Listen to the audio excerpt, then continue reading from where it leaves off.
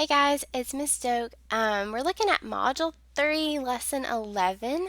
So you do have a quiz this lesson, and so I kind of wanted to go over it for just a second. But also, I really wanted to talk about this because a lot of people might not take it seriously right now that you have to learn in-text citations, but guys, seriously, we're just going to keep using these the rest of the year. So if you don't learn it now, you're going to be so confused the whole year. And I hate to tell you that, but I'm serious, okay? So, in-text citations and even just keeping track of sources that you use is so important, okay? So I just really want to go over this. Um, so basically, when you're doing research, it says, you get the unique experience of basically taking what experts say, like in their stuff that they publish online or in a book, and you actually get to take what they say and include it into your work, into your paper. So that's a great help that you get to have them, but it's also a huge responsibility because you're taking somebody else's work and you're including it in yours, all right? So when you don't use citations, that is like stealing somebody else's work, and that's called plagiarism, okay?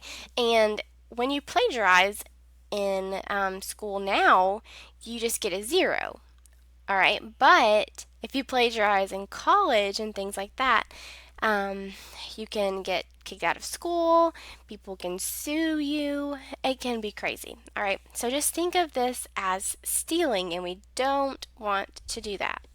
All right, so I thought that these were some good review points. So ask yourself these questions to check your knowledge. How do I properly format an in-text citation? Um, so, an in-text citation should include the author's last name and then the page number in which you found the information that you're including in your paper. So, a lot of us are like, well, what if I didn't use a book? What if I just used a website? Well, that's a good question because our curriculum doesn't really give us, like, I guess, guidance on how to do that. So, what I would say is if there is an author's name in the article that you're using online, use that author's last name. If there's not an author name on the website, you might just want to use the name of the website. So if you're using like animalplanet.com, just use the name Animal Planet and then maybe put um, like in your citation page at the end of your paper, just put like the full website link that you use and stuff like that, and like the date that you found the website, all of that. So maybe if you're just using website, just do like right here. Let me try to find. I thought that I had tools. I guess not. Just try to use parentheses with like your website name, okay, inside the parentheses instead of the author name and the page number.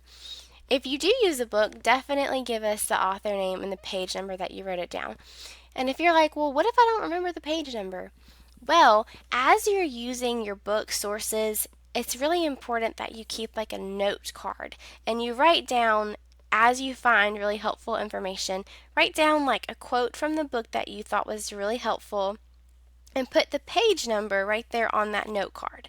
And that way you can keep all that together, and whenever you're ready to actually write your paper and stuff like that, you know the quotes that you want to use, and you can remember what book it was from and the page number that you're using.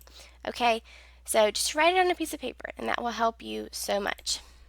And these are important too. Like if you're using like, um, you know, a novel, things like that, art, you need to know how to punctuate it inside your paper.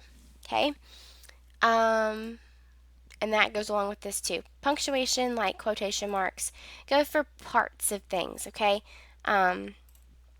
So I always say underline or italicize for the major works like the whole book or the whole play, and quotation marks on the parts, the little pieces, okay, like the chapters or the short story or little songs, okay, things like that.